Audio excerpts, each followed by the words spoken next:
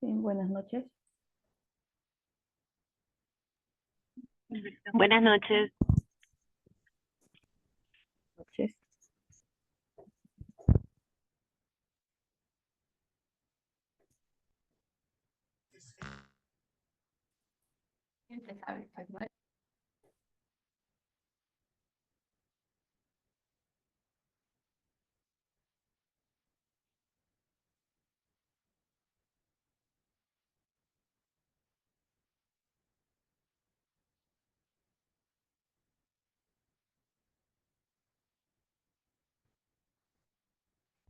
Muy bien. ¿Se logra ver la imagen? Sí, doctora, se logra ver la imagen.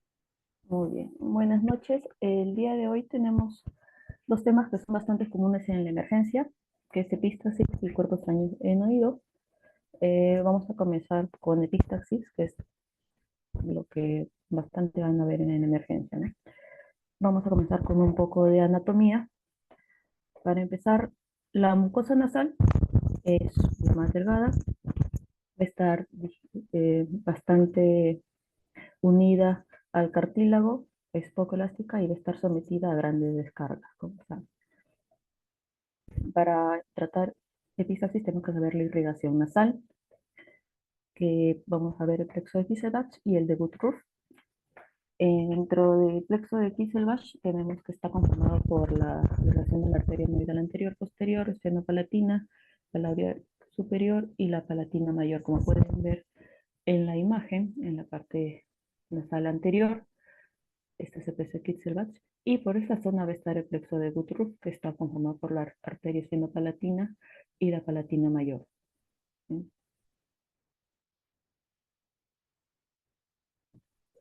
Como por definición, epistaxis, que va a ser cualquier sangrado cuyo punto de origen sea las fosas nasales y la sangre va a fluir por las narinas o va a ser por la rinofaringe.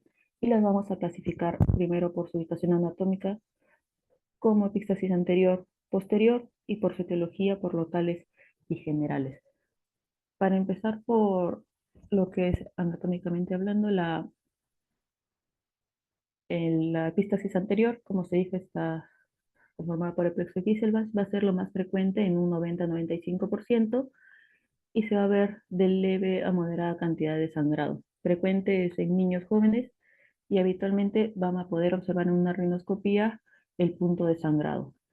Importante es que sepan que el plexo de Kieselbach está conformada de arteria etmoidal anterior-posterior, esternopalatina, la palatina mayor y una rama de la arteria labial superior, como pueden ver en la imagen. El sangrado mayormente de una epistaxis anterior lo van a ver por la narina, hacia adelante. Y el plexo de Woodruff, que va a conformar por la arteria esternopalatina y la palatina mayor, va a dar lo que es un sangrado posterior. Vamos a ver por la orofaringe, que va a presentar el sangrado del paciente. Este es menos frecuente, va a estar en un 10%, presenta una moderada gran cantidad de sangrado. Lo vamos a ver mayormente en adultos en crisis hipertensivas. Y cuando le hagan una rinoscopía, un examen clínico, probablemente no se logra observar el sangrado y necesitemos una endoscopía nasal. En lo que son las causas, en las causas locales tenemos lo más común en los niños, que es el traumatismo producido por el rascado con el dedo. Vamos a ver cuando hagamos el examen que la mucosa va a estar manipulada, va a haber probablemente sangrado activo o restos costrosos, ¿no? En la rinitis infecciosa, ¿por qué? Porque la mucosa se congestiona y también. Entonces el sangrado cuerpos extraños nasales también es mayormente en niños que colocan, que ingresan pilas, por ejemplo, las pilas pequeñas del reloj, y eso ocasiona también bastante sangrado, hasta perforación de tabique nasal. Tumores benignos o malignos, como puede ser en jóvenes, que presenta un sangrado abundante, puede presentar una sanfefibroma, en pacientes mayores, que también hay sangrados, un hemangioesperocitoma, que son los tumores nasales. Puede ser, como ven en la imagen, un papiloma invertido, también produce sangrado, aparte de paciente también sangrado le va a dificultad respiratoria nasal, ¿no? Traumatismos, fracturas y cirugías nasales como una septoplastía o una rinoplastia o una cirugía endoscópica también casi puede ocasionar sangrados posteriores a la cirugía. En la etiología de causas generales, las enfermedades vasculares, hematológicas, pacientes que utilizan aspirina, anticoagulantes, pacientes con hipertensión, una hipertensión no controlada, atherosclerosis, diabetes, los tóxicos arsénico, fósforo, plomo y las enfermedades sistémicas como tifoidea, sarampión, varicela. Entonces, el paciente llega por emergencia, primero hay que preguntar sus antecedentes, si es un paciente mayor, si es hipertenso, diabético, después la cantidad de sangrado, desde cuándo está sangrando, si hay solo sangrado nasal o siente también que está degluyendo, algunos ya vienen vomitando después de haber estado pasando la sangre, y si ha recibido algún tratamiento previo a eso, ¿no? De repente ya lo han cauterizado anteriormente o es su segundo sangrado. Entonces, la sintomatología de la epístasis es la propia enfermedad, es sangrado nasal. Vamos a necesitar exploraciones, estudios complementarios, es un sangrado abundante, repetitivo, y todos los exámenes nos van a dar lo que es el diagnóstico, ¿no? Entonces, en una rinoscopía anterior, que es lo que hacen en consultorio, pronto luz, su espéculo nasal, cuando vamos a poder ver si es el punto de sangrado, primero buscar la localización, que si ven el punto de sangrado es el plexo de Kisselbach o puede ser en la zona turbinal, en la zona del cornete anterior, ¿no? Cuando es una endoscopía nasal, es cuando probablemente se utiliza cuando no se logra ver el punto de sangrado, ya se sospecha de una epistasis posterior. Si hacen al paciente abrir la boca, vamos a poder ver que hay sangrado posterior. Y en la endoscopía nasal es lo único donde vamos a poder ver el punto de sangrado, y donde va a ser más frecuente es detrás de la cola o en el cornete inferior, en la cabeza del cornete inferior. Entonces, si vemos hemorragias leves anteriores, el tratamiento es conservador. Si es un paciente de que no sangra en abundante cantidad para y les llega cuando ya no está sangrando, recomendar si vuelve a presentar sangrado, la posición que vamos a mirando, vamos a ver por acá, sentarse, bajar la cabeza y taparse las fosas nasales, hacer presión por 5 minutos. Normalmente el paciente tienden a llevar la cabeza hacia atrás, no, porque el sangrado se va a ir hacia atrás, el paciente va a deglutir y va a terminar vomitando, ¿no? Entonces la cabeza hacia abajo y hacer presión nasal. Eh, Cuando hay algún punto sangrado se puede apreciar, y es una varice septal pequeña, se puede hacer una cauterización, que vamos a ver posterior, una cauterización química. Si es una cabeza de varices grandes, le recomendamos la electrocauterización. Si es un paciente que está con sangrado activo, hacemos el taponamiento anterior o también se coloca lo que es el yelpo. Cuando son hemorragias severas, primero hay que estabilizar al paciente y ver si con un taponamiento anterior cede, si no se hace un taponamiento antero-posterior. Entonces, acá podemos ver, se ve el punto de sangrado, cauterización con nitrato de plata química o puede ser eléctrica, el taponamiento anterior, el taponamiento antero-posterior y ya en complicación por cirugía endoscópica. Entonces, para una cauterización, tenemos que ver lo que es la varice, hay que ver si es una cabeza de varices grande o una varice pequeña, y de acuerdo a eso decidimos. Cuando es una varices pequeña, nitrato de plata al 50%, primero colocamos al paciente un algodón con lidocaína tópica, luego con el hisopo con nitrato de plata, cauterizamos justo en la vena y en la zona. Primero, siempre comenzando, ubicamos el vaso pequeño, hacemos cauterizaciones alrededor y al último el punto exacto donde se ve el sangrado. Si es una cabeza de varices y va a necesitar una electrocauterización, hacemos jeringa de tuberculina, infiltramos lidocaína, luego puede ser con monopolar, bipolar, lo que tenga, y si hacemos una electrocauterización. Indicamos reposo por ese día y antihistamínicos porque va a formar costra y va a picar. Entonces el paciente está con prurito nasal, indica su antihistamínico. Si vemos que un paciente tiene su punto de sangrado, pero está con un proceso rinítico agudo, está resfriado, primero damos antihistamínico una semana su tratamiento y después recién, si continuara el sangrado, recomendamos cauterizar. El taponamiento anterior.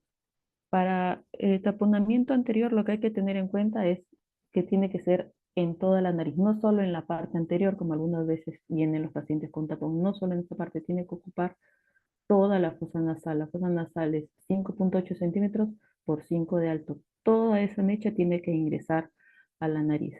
Entonces, tenemos una mecha de gasa de 2 centímetros de ancho en un paciente adulto, 1 centímetro en un niño, e ingresamos la primera parte, como ya saben, calculando 5 centímetros de abajo hacia arriba, ¿sí? Siempre uno encima de otro, como un acordeón. Ingresa, retiramos el otro espacio, ingresamos nuevamente la mecha hasta formar un tapón completo. La mecha normalmente puede estar con lidocaína en gel o con sulfadiazina de plata también. Después de realizar el taponamiento, el paciente se va con antihistamínicos y con antibióticos. ¿Por qué? Porque la nariz va a producir más mucosidad ya que va a detectar un cuerpo extraño y también va a haber mal olor. Entonces es un cultivo, porque ese tapón tiene que estar 5 días. Entonces siempre se da con su antibiótico. Si es un sangrado posterior, entonces van a necesitar un taponamiento antero-posterior. En esto hacemos un muñeco aproximadamente de midiendo nuestro dedo, el dedo gordo, hacemos un muñeco de gasa, colocamos, en la imagen van a ver como mechas de gasa, pero utilizamos seda negra, colocamos dos hacia un lado y una al medio y vamos a ingresar una sonda a través de la nariz, llegando hacia afuera, como pueden ver en la primera imagen, una por cada fosa nasal. Vamos a amarrar la seda y vamos a jalar la sonda, llevando el muñeco hasta la rinofaringe. Entonces va a quedar una guía, que es el de por la boca, y las otras por ambas fosas nasales. Luego vamos a hacer un taponamiento anterior, igual ocupando toda, con las mechas nasales, ocupando toda la fosa nasal en forma de acordeón, siempre de abajo hacia arriba y de fondo hacia adelante. Y vamos a colocar en la parte de la columela una pequeña gasa para poder amarrar los hilos. ¿Por qué? Porque, disculpe, la seda, porque si no va a cortar al paciente y también nos va a servir de guía. Igual, el paciente sí se va a quedar hospitalizado y con tratamiento antibiótico y antihistamínico. El tapón se va a retirar igual a los 5 días. Entonces acá está, también pueden ver la imagen, esto es con un pack, pero normalmente colocamos nosotros un muñeco de gasa. Entonces atrás ahí va a quedar lo que es el muñeco. Y aquí está ya completo con su taponamiento anterior. Lo pueden ver. Entonces, el paciente va a ingresar por emergencia, por sangrado. Hay que ver los factores de riesgo, si es por causas locales o generales, si es hipertenso, controlar el problema de hipertensión o diabetes, o igual hacer, si tiene coagulopatías, igual hacer su interconsulta hematología. Si es locales, hay que ver si es por manipulación en niños, mayormente saben cuerpo extraño o que se han manipulado la nariz. También a un adolescente que está entre los 3 y 15 años, que es sangrado abundante, igual hay que pensar, y si a la rinoscopía no se logra ver un punto de sangrado, su endoscopía para descartar una angiofibroma o un papiloma invertido, un pólipo sangrante. Entonces, al paciente hacemos su examen, su rinoscopía anterior, ver si es una epístasis anterior o posterior. El tratamiento, si es una epístasis que ya está, se ha autolimitado, reposo, compresión, y si vemos que no está sangrando, pero tiene ahí su varice septal pequeña, su cauterización, si es grande, una electrocauterización, si es un sangrado, si no sé si es un sangrado activo, ver si es una epistaxis igual anterior o posterior. Si es anterior, su taponamiento. Si no cede, un taponamiento antero-posterior. Si es que cede, esperar sus 5 días. Si es que o aún así estuviera sangrado, vamos allá a un proceso mayor que es una embolización o una ligadura, que ya son procedimientos quirúrgicos más complicados. En resumen, para que se quede lo más importante, si es una epistaxis anterior, plexo de Kieselbach, ya saben, el tercio anterior del septum, y cauterización o taponamiento anterior. Si es una epistaxis posterior, ya saben que va plexo de Woodruff, su localización, cola o en corneta inferior y su taponamiento posterior. Si aún así continuara sangrando, ya pasa embolización, a una cauterización por cirugía endoscópica de nasosinusal o una ligadura de la arteria que esté sangrando en un caso más complicado. Bien, ¿alguna pregunta?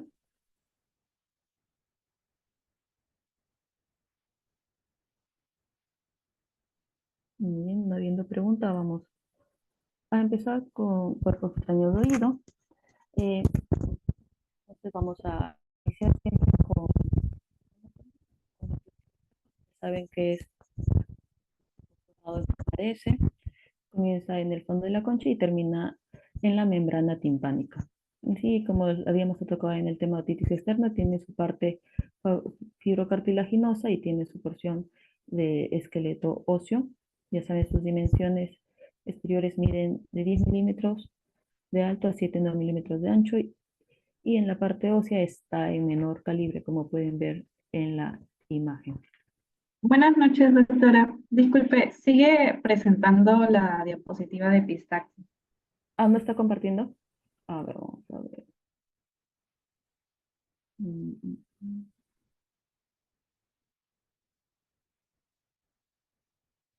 Mm.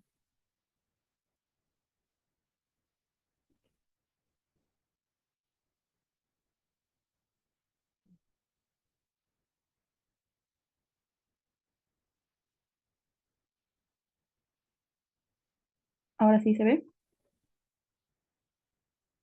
Sí, doctora. Bueno, listo.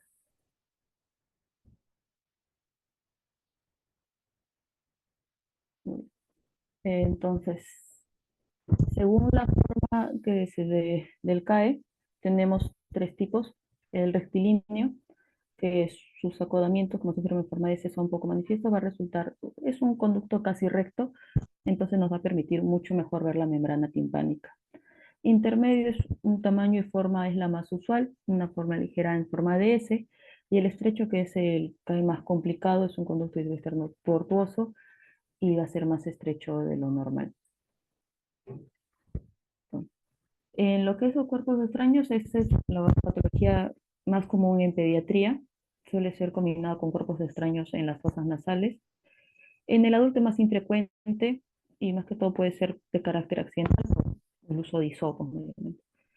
Ahora te van a diagnosticar cuerpos extraños animados o inanimados. En los animados ya saben que son los insectos, las larvas, y en los inanimados pueden ser los algodones de los hisopos, las cuentas de collar, arena, cuando van una vez a la playa. Y el paciente, ¿por qué va a venir? Por sensación de impactación de un cuerpo extraño en el oído. Según el cuerpo extraño, cuando está el insecto va a venir porque sienten que el insecto se está moviendo en el conducto auditivo. Puede venir por dolor, algunas veces los manipulan tratando de retirarlos, o si no, cuando es un insecto, al tratar de salir del conducto auditivo, va a lacerar la membrana timpánica o el piso del conducto auditivo. O sea, va a venir por otalgia, va a venir por sensación de plenitud y por hipoacusia. ¿Okay? Entonces, primero al examen hacemos una otoscopía. Como pueden ver, ahí está un tímpano normal, lo que deberían de ver, una membrana timpánica íntegra, un conducto auditivo limpio. Vamos a ver el cono de luz.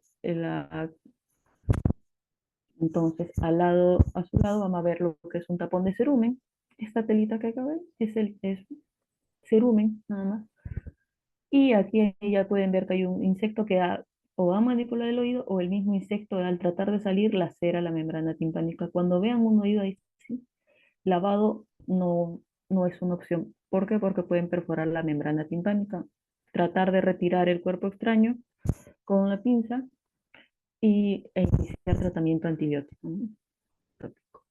Entonces, las técnicas de extracción, dependiendo de, por ejemplo, cuando ves una pila o ya saben, un frijol, una arveja, no van a lavar, porque creando un ambiente, ya si de por sí el conducto aditivo es humedad, al ingresar agua, lo que van a hacer es que comience a germinar y perforen la membrana timpánica.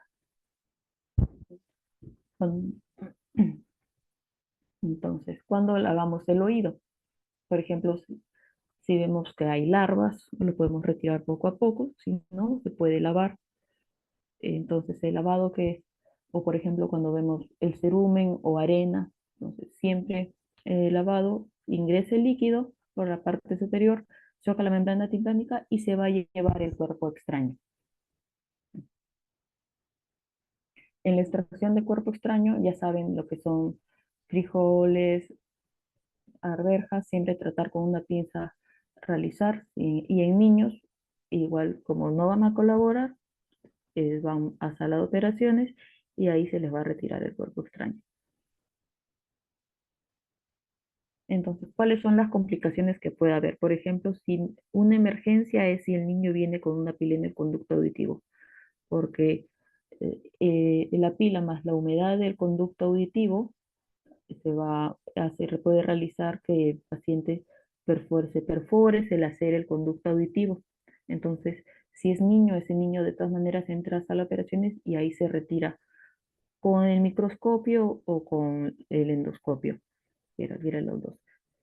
Eh, pues las complicaciones mayormente van a ser sangrados al manipular o en la casa, por ejemplo, algunas mamás intentan con la pinza y más que todo van a empujar el conducto al fondo del conducto auditivo del cuerpo extraño y me va a malacerar el conducto auditivo. Entonces, sangrado también pueden perforar. Por manipulación también otitis externa, que es en un 6%, y en perforación timpánica, que es algo ya mucho más complicado, es en un 2%. Entonces, lo que tiene que quedar claro es, el paciente llega a emergencia, si vemos que es un frijol, una arveja o algo, no lavar, de tratar con una pinza de retirar el cuerpo extraño. Si no, ese niño ya tiene, si no se logra pasarlo a otorrino, si no, vas a las operaciones. Si vemos un hisopo se puede, y un conducto que no está manipulado, no está inflamado, sí se puede realizar su lavado de oído y retirarlo si es que no se puede retirar con una pinza. Lo que son pilas, sí, siempre eso, hasta las operaciones y retirarlo lo pronto posible porque si no se nos va a complicar. Igual, los objetos en la nariz, igual. ¿Alguna pregunta?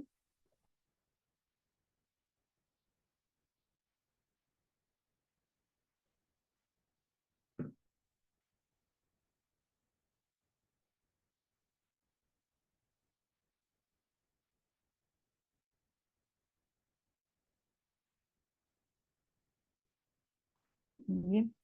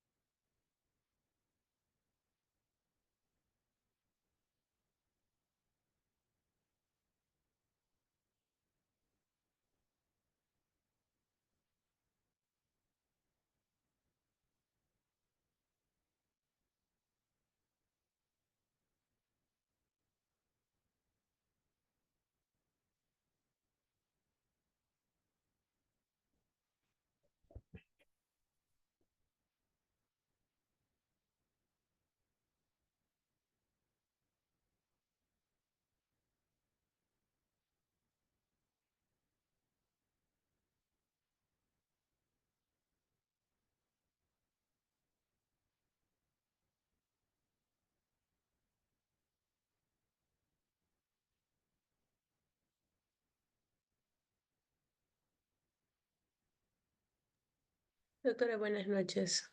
¿Se me Ujú. escucha? Sí, sí. Así.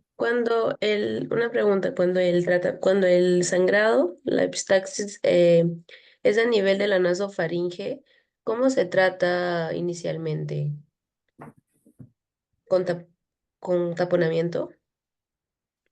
Si es un sangrado abundante y, eh, por ejemplo, si el paciente es dependiendo, si es joven o es adulto, primero hacemos una rinoscopía anterior y vemos si es que hay punto de sangrado. Ahora, si el sangrado es activo, lo primero que hacemos es colocar vasoconstrictores tratando de parar en ese momento el sangrado. Si es que no logramos controlarlo, lo primero es un taponamiento nasal anterior. Con mechas, colocas en las mechas lo que puede ser epinefrina mayormente, o lidocaína con epinefrina, o si tienes lidocaína en gel, y taponamiento anterior. Si es que con taponamiento anterior, ahí lo mantienes en observación. Si el paciente controla con taponamiento anterior, dejas ese taponamiento 5 días. Pero si colocas el taponamiento anterior, revisas la vía a que el paciente que abra la boca y ves posteriormente que continúa sangrando, ahí es donde ya hacemos un taponamiento antero-posterior. Igual el tapón tiene que estar 5 días y ahí sí tienes que mantener al paciente en hospitalización y buscar cuál es. Si es un paciente mayor, descartar que sea hipertenso, alguna coagulopatía o por qué motivo es. Ahora, hay casos en que sí, el paciente aún así con taponamiento antero-posterior no controla, como ha pasado una hipertensión que no se logra controlar, igual el paciente continuara sangrando, y es ingreso a sala y ligadura, o lo que hacemos es ingresar que en sala pongan hipotenso al paciente y buscar el punto de sangrado, ¿no? Y entramos mayormente lo que hacemos es en el hospital, entrar endoscópica y lo que es una cauterización, una electrocauterización del vaso, se hace la electrocauterización, igual el paciente se tapona y vuelve a hospitalización. ¿Alguna otra pregunta? Entonces, cuando hay taponamiento, cuando hay este sangrado a nivel posterior, siempre lo empiezo, o sea, tipo, tengo que hacer el anterior, Sí, antero-posterior es cuando es anterior y posterior. claro. O sea, si tú ves que el paciente llega y está sangrando por las narinas, pero ves, Ujú. probablemente vas a ver que atrás también está cayendo algo de sangrado. Siempre de inicio es taponamiento anterior. Si es un sangrado activo que no puedes controlar, taponamiento anterior. Si controla con anterior, se queda con ese tapón 5 días. No puedes retirarlo antes porque te va a volver a sangrar. Si es que está controlado. La primera opción es taponamiento anterior. Gracias, doctora. Ujú. ¿Sí? ¿No? ¿Alguna otra pregunta?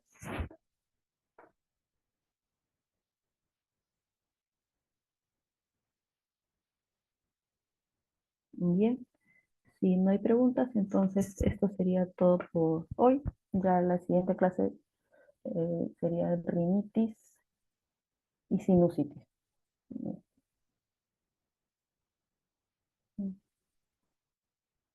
Bueno, Gracias, doctora. ya, Gracias. ya.